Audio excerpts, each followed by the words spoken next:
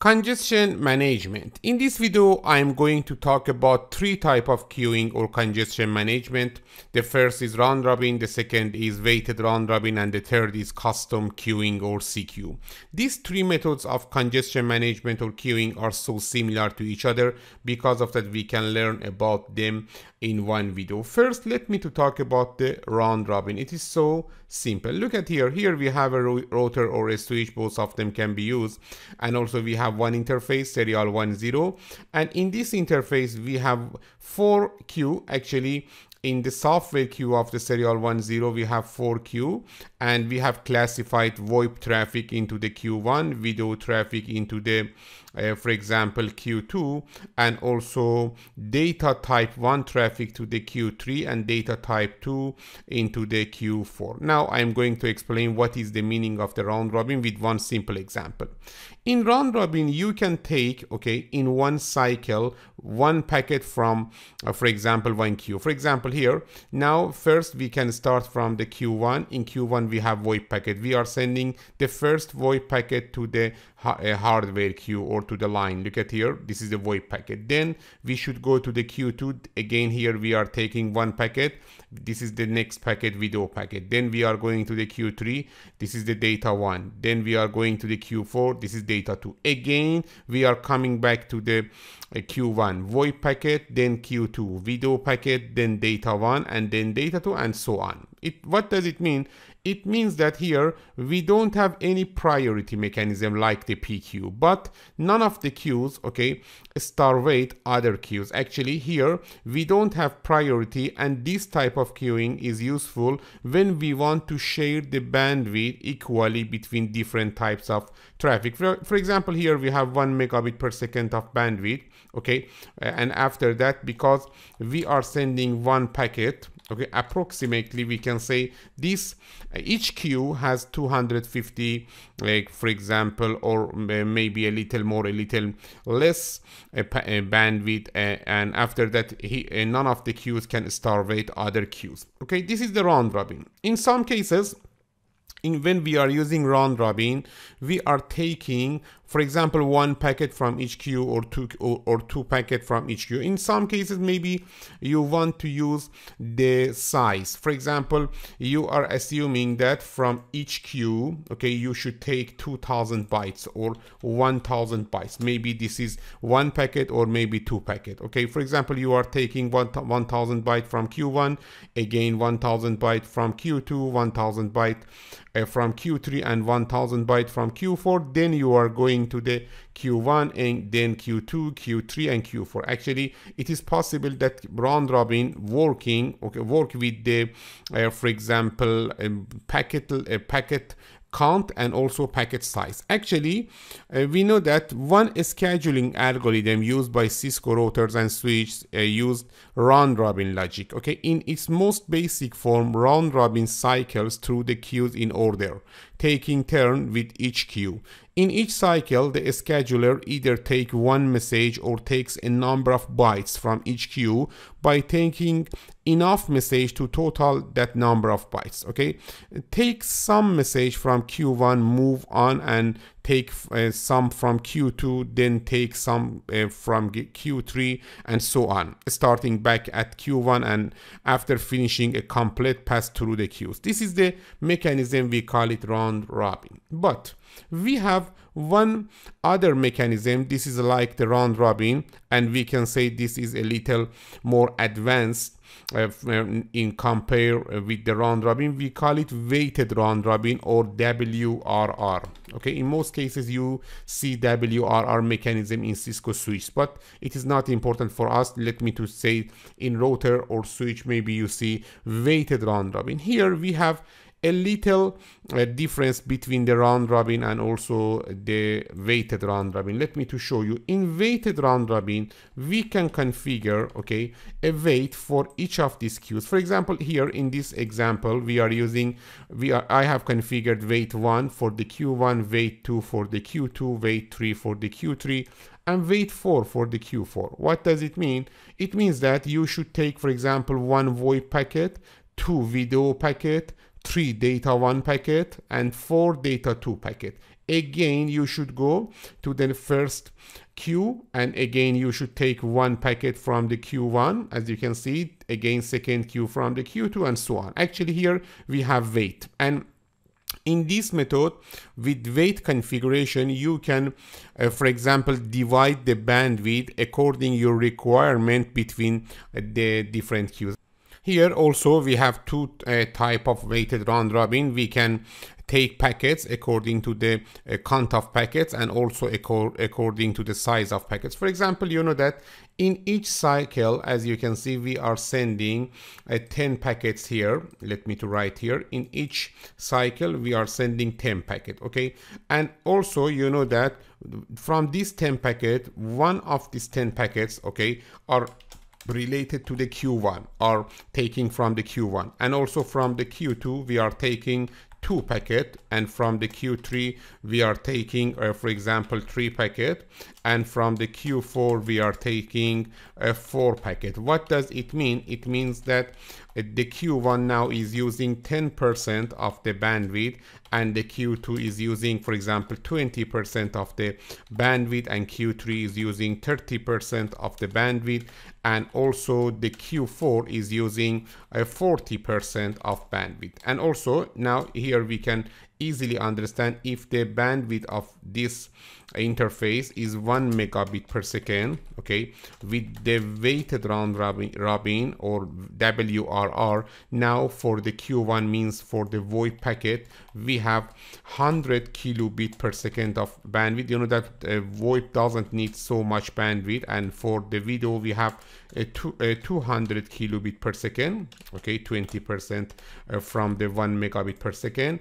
And also for the Q3 now we are using we are allocating actually 300 kilobit per second of bandwidth. And finally for the data type 2 we are allocating 400 kilobit per second of bandwidth. Actually here, as you can see, finally we have 1 megabit per second of bandwidth. Actually in the weighted round robin we are allocating different amount of bandwidth to each type of for each of these queues. Also, let me to say that round robin scheduling also include the concept of weighting, generally called weighted round robin, okay? Basically the scheduler takes a different number of packets or bytes from each queue, giving more preference to one queue over another. But let me to emphasize that in the round robin or also in the weighted round robin, in both of them we don't have preference. Actually we can say we are sending 100 kilobit per second from the Q1, then 200 kilobit per second from Q2, and then Q3, and then Q4, again Q1. Here we don't have any preference. We have difference in the size of the traffic that we are sending, or the amount of traffic we are sending from each queue, but none of the queues for example has any or have any priority to other queues. Actually in both round robin and weighted round robin we are dividing the bandwidth equally or not equally between the different queues. Here about the priority we don't have any option.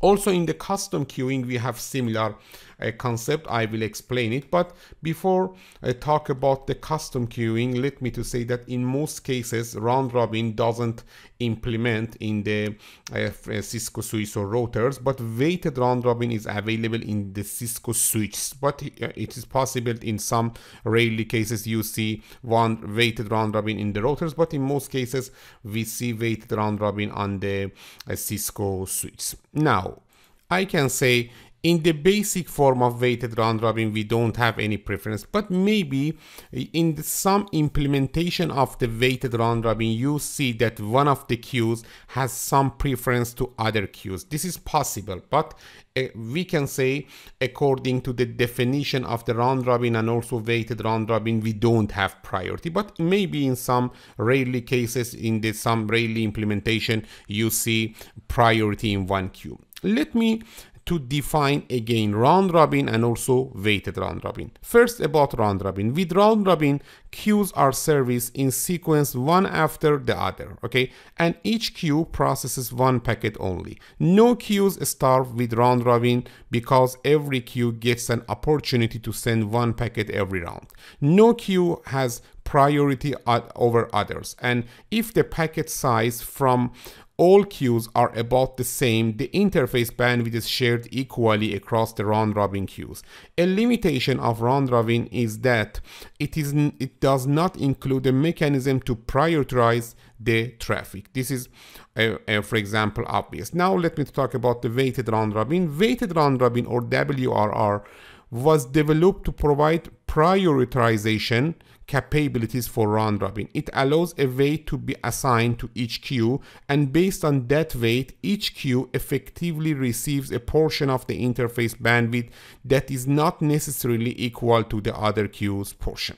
All right, now this is round robin and also weighted round robin. Now let me to talk about custom queuing with for example a little more detail and also one simple scenario, and you will see that the custom queuing also is like the weighted round robin. Actually, we can say the custom queuing is a legacy method that we had before in the old days in the Cisco routers. And here in the custom queuing, again, we have the chance of the sending traffic from all queue without starvation of any queue, but we don't have priority. Let me to explain custom queuing.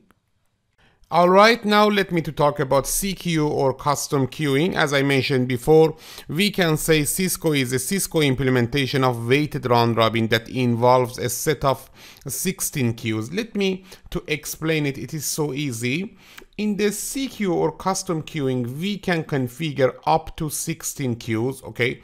And in these 16 queues, we will classify the traffics, and after that, we are configuring byte count for each of these queues, and because of that, after the configuration of byte count, we will experience weighted round robin. Let me to show you one simple example for better understanding. Look at here. Assume that in the interface of router 1, we are configuring 4 queues, Q1, Q2, and Q3, and Q4.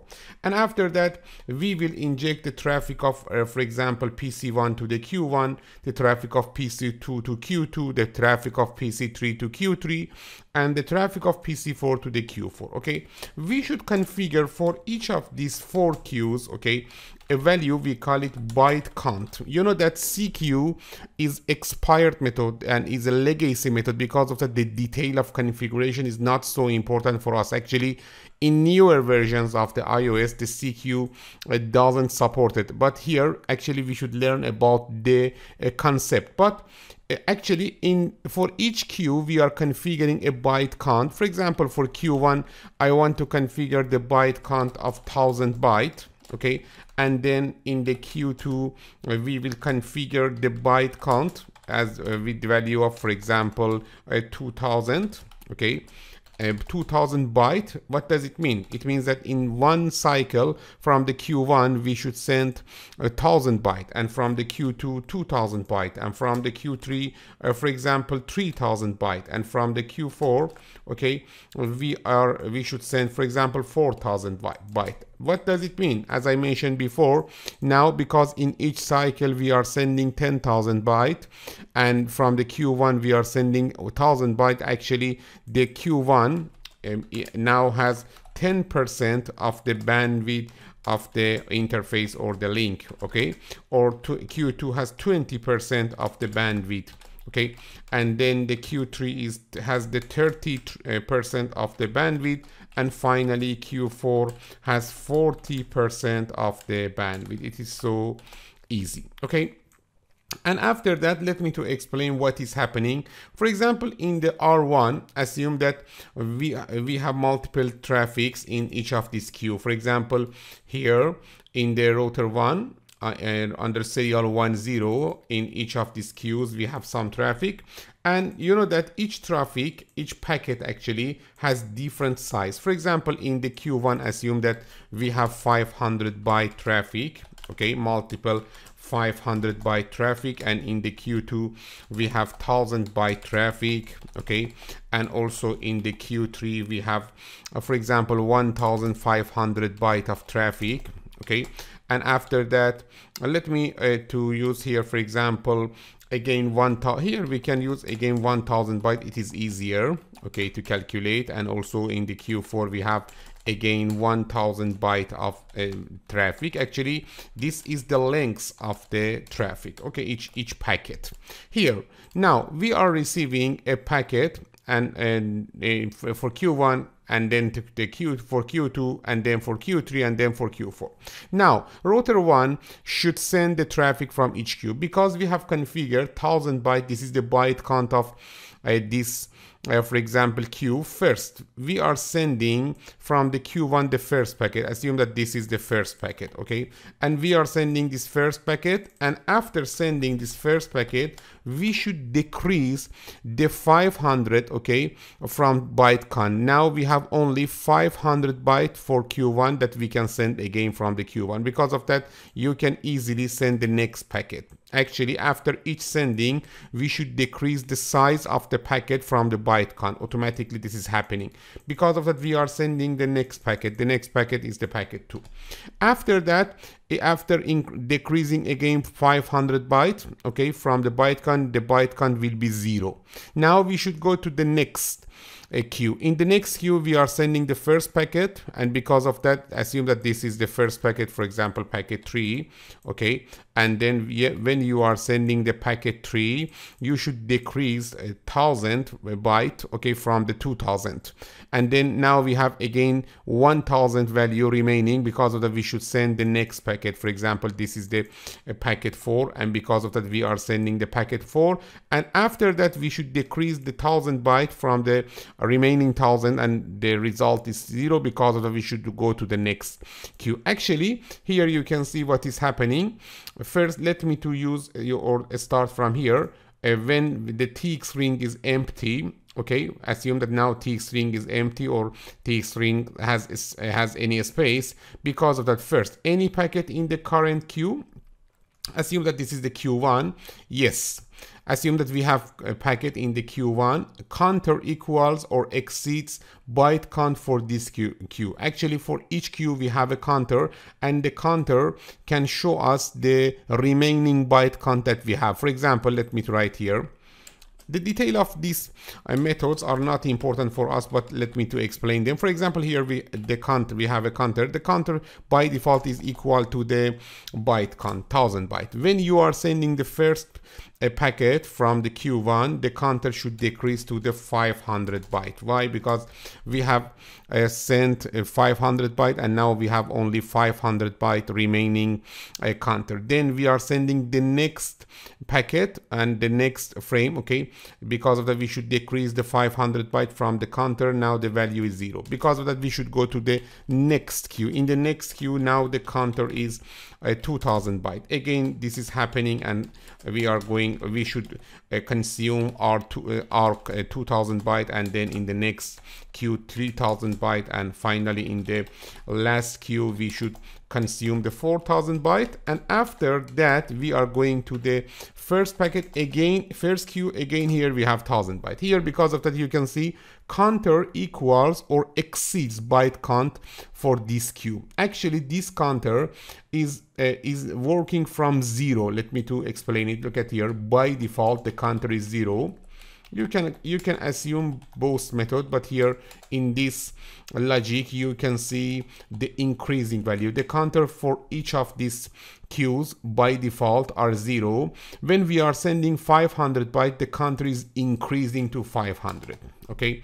And then when we are sending the next 500 byte, the counter increase to the 1000 byte, okay. What does it mean? Now we reach to the byte count. Here you can see counter equals or exceed byte count for this queue. Yes, now counter is equal to the byte count. Look at here, any packet in the current queue, yes, counter equals or exceed byte count for this queue.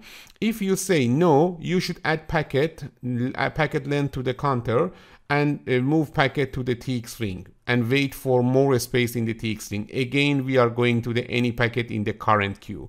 If we have packet in the current queue, again, we should verify that the counter equals or exceeds the byte count. Assume that yes, now here counter equals to the byte count. Because of that, we should repeat this process with the next queue. Because of that, we are sending the next packet from the Q2. Okay, and because the packets in the Q2 have the 1000 byte, we are increasing the counter to 1000 byte. Now, as you can see, counter equals to or exceed byte count for this queue. No, add packet to the counter, we have added, and then move packet to the TX ring. Okay, then again, any packet in the current queue means the Q2. Yes, we have other packets here. Because of that, counter equals or exceed byte count for this queue. No, counter is lower than the byte count. Because of that, add packet to the counter. Yes, let me to add it to 1000, and then move packet to the TX ring. Again, any packet in the current queue. Yes, we have packet, but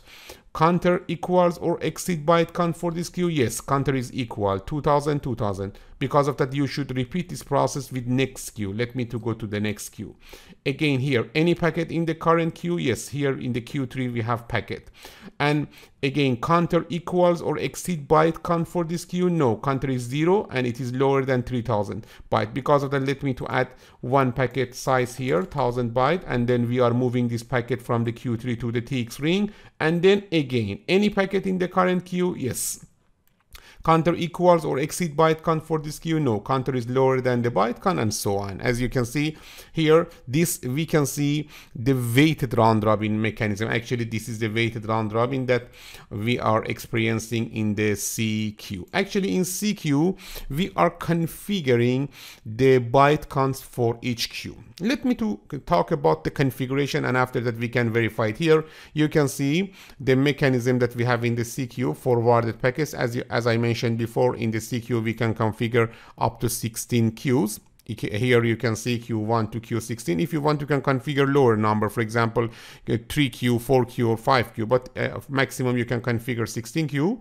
And then in each queue, we are using round robin scheduler, and after that we are choosing the packets, and the packet should be sent to the hardware queue and then to the interface, or for example the line. Okay, how we can configure it? It is so easy. You know that this method doesn't support in the newer iOS version. Because of that, I'm going to use one older iOS version. First, you should configure a queue list. Let me to explain the configuration. It is so easy.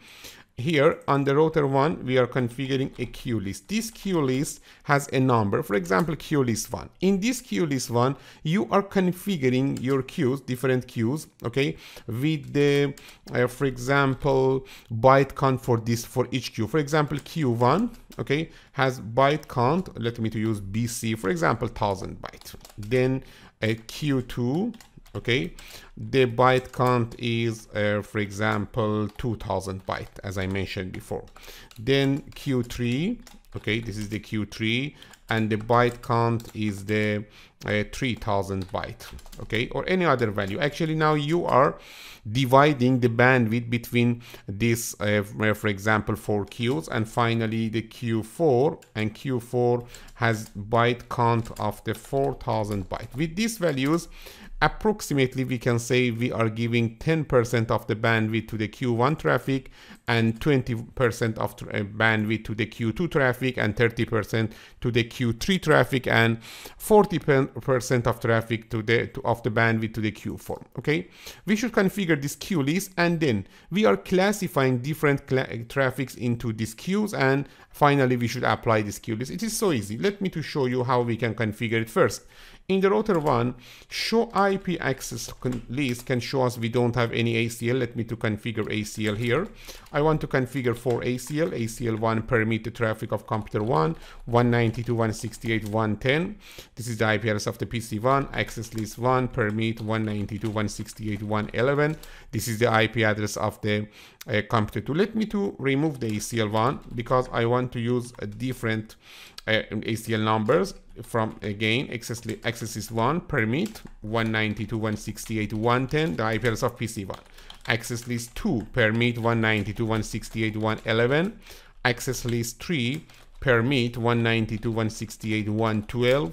Access list 4, okay, permit 192.168.113. Now we have 4 ACL. Show IP access list can show us we have 4 ACL, and each of these ACLs can classify traffic of PC1 or PC2 or PC3 or PC4. For example, ACL1 now classifying traffic of PC1, ACL2 classifying traffic of PC2, ACL3 classifying traffic of PC3, and ACL4 classifying the traffic of, for example, PC4. Now, let me to define the queue list. You know that we should configure a queue list. Queue list has a number, for example, queue list 1. In each queue, okay, we are using different methods of classifying of traffic. For example, we are using protocol IP again, and now we can configure queue from number 0 to 16. Let me to use Q1, and then here I'm going to use list 1. List 1 means ACL1. Now in queue list 1, this is the queue list 1. For Q1, we have configured the list, the ACL1.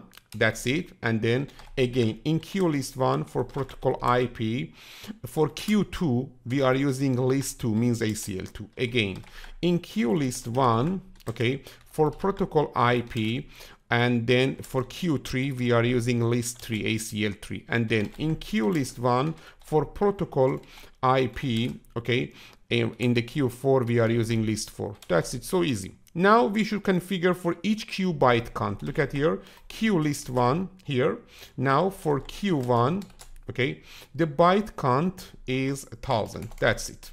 Again, queue list 1 for Q2, the byte count is, for example, 2000. Let me to correct the Q1. Look at here, Q1, then byte count for queue list 1, Q1, then byte count is 1000. Again, queue list 1, Q2, byte count is 2000. And then queue list 1, Q3, byte count is 3000 byte. And then queue list 1, Q4, okay, byte count is 4000. That's it. This is our configuration. Let me to show you. Show queuing. You know that in the previous video we have learned about the show queuing priority or priority queue. Now we are learning about the custom queuing. Because of that, let me to use show queuing custom. Okay, here you can see your configuration. We have configured queue list 1. In queue list 1, we have 4 queues, Q1, Q2, Q3, and Q4. As you can see, for classifying traffic, we are using ACL, access list 1, access list 2, access list 3, and 4 for each of these queues. And also we have configured the byte count for each of these queues with the values that now you can see here. Finally, we should apply this for example, queue list to the interface serial 10. I'm going to use custom queue list. Okay, custom queue list, then the queue list number. That's it. Custom queue list 1. Now this queue, this method of queuing is applied to the interface. Show interface serial 10 can show us queuing strategy now is custom list. As you can see, here on the output queue, we have 16 queues or maybe 17 queues because it is started from 0 to 16. It's not important, but you know that all of the traffic are classifying with the, for example, Q1 to Q4, Q1, Q2, Q3, and Q4. As you can see, we don't have any difference between them. All of them have the length or maximum lengths of the 20 packet, and as you can see now, we don't have any packet on each of them, and we don't have any drop on each of them. It is so easy. Okay, also if you want, you can configure default queue. Default queue means if a traffic doesn't match with any of these ACLs, this traffic is going to, for example, one specific queue, Q1 to Q4 or any other queue. Let me to configure it. Look at here. Again, I'm going to use a queue list one. Okay, here we have configured previously the protocol and then for example queue. Now let me to use default. Look at here, queue list one default Q1 or Q4. What does it mean? If we have a traffic that does not match with other, for example, ACLs or other methods of classification, this traffic is going to the Q4. It is so easy. Okay, now show queuing, then a custom can show us that we have the Q4 as the default queue. That's it. Now let me to show you what is happening. You know that all of the PC1 to PC4 can send traffic to the server. Let me to show you. In the PC1, let me to use ping 192.168.210, for example, with high repeat. As you can see, now we have a connectivity. PC1 can send traffic to the server without any problem. Also in PC2, we don't have any problem. Let me to show you. This is the PC2, and then in the PC3, and then finally in the PC4. This is the PC3. We don't have any problem, and also in PC4, we don't have any problem. Let me to decrease the, for example, clock rate between the router 1 and router 2. Interface serial 10, clock rate is 9600 kilo or bit per second, and also load interval is 30 seconds. And then in the router 2, configure terminal, interface serial 10, clock rate is 30 seconds and is 9600 bit per second, and load interval is 30 seconds. Okay, now look at here, PC1 can send its traffic without any problem, and also PC2 and also PC3 and also PC4. Look at here, all of them can send traffic. Maybe in some cases because of the congestion that here we have, some packets drops, and maybe this is because of the lowering the for example bandwidth that here we have. In the PC1 we don't have any problem. In the PC2 also we don't have any problem. In the PC3 we have problem. We should solve it. In the PC4 also we don't have any problem. This is because of emulator. Actually here we shouldn't have any problem. Ping 192.168.210. Look at here. Now we don't have any problem. Also in the router 1, look at here, this is the router 1, show interface serial 10 can show us now we are sending traffic without any problem. We don't have any drop. Okay, actually all of PC1, PC2, PC3 and PC4 can use the bandwidth that here we have. Now let me to stop this traffics. Okay, now PC1 doesn't send traffic, also PC2, also PC3 and also PC4. Now let me to send traffic with high rate from the PC2. I want to show you none of the queues can starvate other queues. Now we are sending huge traffic from the PC2 to the server. Let me to show you. From the PC2, I'm going to use this command. Look at here, ping 192.168.210 with high repeat and also with low timeout. Now the PC2 is sending many traffic, many packets between the R1 and R2. In the R1, if you verify show interface serial 10, you can see the Q2 now is, for example, dropping many traffic, and the size of this queue is 20 from 20. It means that now the Q2 is consuming all of the bandwidth. Let me to send traffic from the PC1. Look at here, from the PC1, if you send traffic with normal behavior, as you can see, we have connectivity. We don't have any problem. In the PC3 also, look at here, we expect to see that we don't have any problem after some second. As you can see, we don't have any problem. And also in the PC4, look at here, again, we don't have any problem. What does it mean? It means that all of the queues are sending their traffic to the destination. Actually, the Q2 cannot starvate the Q3 and also Q4. Okay, yes, the Q4 has more bandwidth. It is okay, but Q1 and Q2 and Q3, all of them can use the bandwidth. Actually, in custom queuing, okay, we know that we don't have priority. Okay, we can use custom queue when we don't have a traffic with priority and we want only to share bandwidth between different queues. Actually, CQ is a Cisco implementation of weighted round robin that involves a set of 16 queues with a round-robin scheduler and FIFO queuing within each queue. You know that inside of each queue, in the C queue, we are using FIFO. But between this 4 queue or between this, for example, 16 queues, we are using the custom queuing. Also, each queue can be customized with a portion of the link bandwidth for each selected traffic type. If a particular type of traffic is not using the bandwidth reserved for it, other traffic types may use the unused bandwidth. CQ causes long delays and also suffers from all the same problem as FIFO within each of the 16 queues that is uses for traffic classification. But about the CQ, we can summarize the topic that CQ's benefit or CQ's advantage is that we are for example, we can guarantee the bandwidth for each of these queues, okay? But we don't have priority concept in the CQ. Also, let me to say that CQ is not so accurate. What does it mean? Assume that we are sending traffic. We want to send traffic up to the 1000 bytes in one cycle. And now we have a traffic, for example, with only 800 bytes. Okay, and because of that we cannot send the next packet. Actually, it is possible that in some cycle we send a little lower than our byte count, and in some cycle maybe we are sending more than our byte count. Because of that, we can say that the CQ is not so accurate method. Alright, don't forget CQ is a legacy method because it doesn't support the priority, and we need priority in most cases.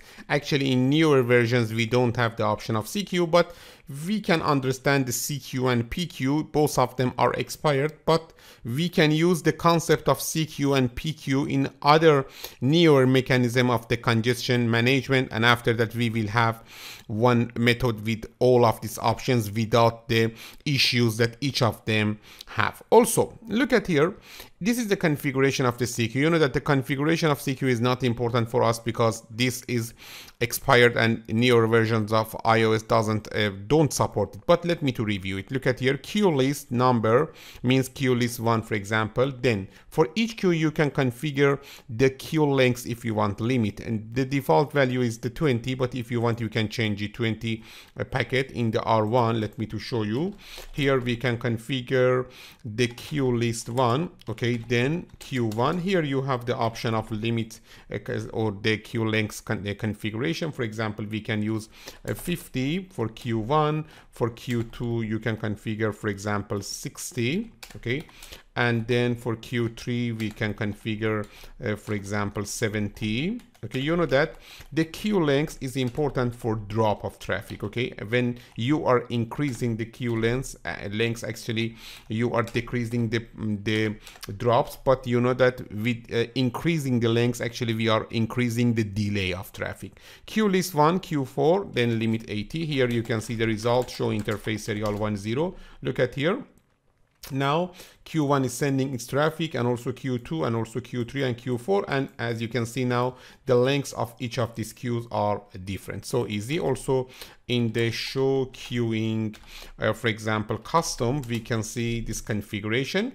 Now we have configured the queue length value, and because of that here with this command you can see all of the configuration that are possible in the custom queuing. Also queue list 1, queue number, byte count. Here we can configure the byte count number as I configured before, and then queue list 1 protocol. If you want you can use the protocol for classification, means protocol IP, then for example Q1, ACL1 or list 1, list 2 or other things. And also if you want you can use interface for classification. This is not so important.